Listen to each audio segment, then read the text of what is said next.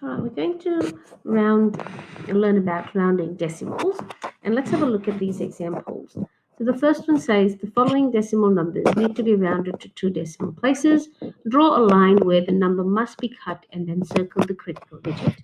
Now, the critical word is the critical digit. So as we know, that critical digit is basically the number or the digit next to the number of places that we have to be rounding to.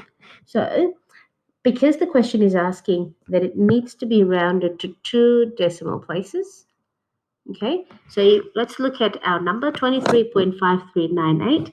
Two decimal places means that it needs two numbers after the decimal point. So let's go to the decimal point, which is over there. Two numbers after that is 5 and 3. Let's draw a line after 3, because that's what it is asking us. Draw a line where the number must be cut and then circle the critical digit. So circle the critical digit, which is the number after our second decimal place digit, which is number 9. So the critical digit for the first one is number 9. For the second one, 1.75137. I'm just going to rewrite that a little bigger. 1.75137. Again, two decimal places.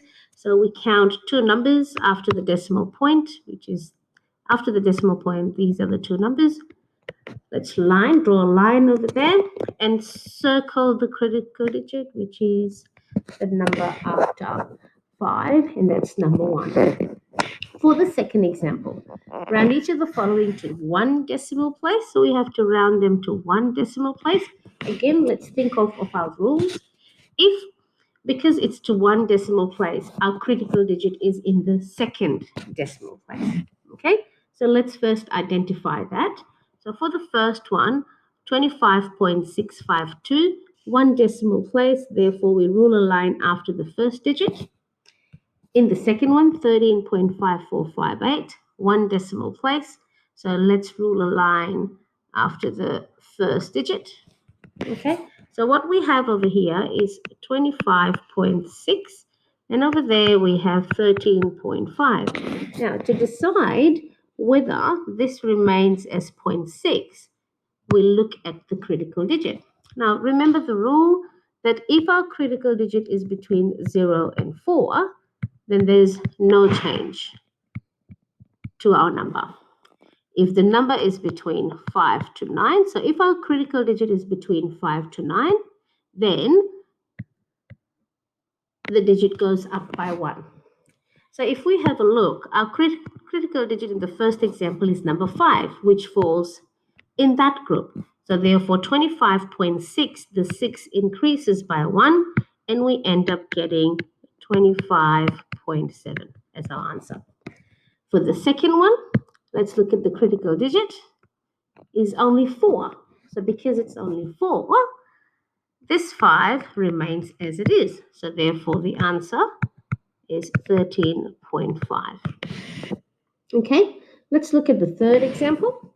Round each of the following to the specified number of decimal places. Again, let's go through and identify our critical digit to start off with. So for the first one, it is to 3 decimal places. Let's count 1, 2, 3. Let's rule a line. Our critical digit is number 2, which falls between 0 to 4. So therefore, that is 18.347, remains as it is. Okay, that's A. For B, round to 2 decimal places. So we count 2 digits after the decimal point and rule a line. And let's identify our critical digit, which is number 9. It's between 5 and 9.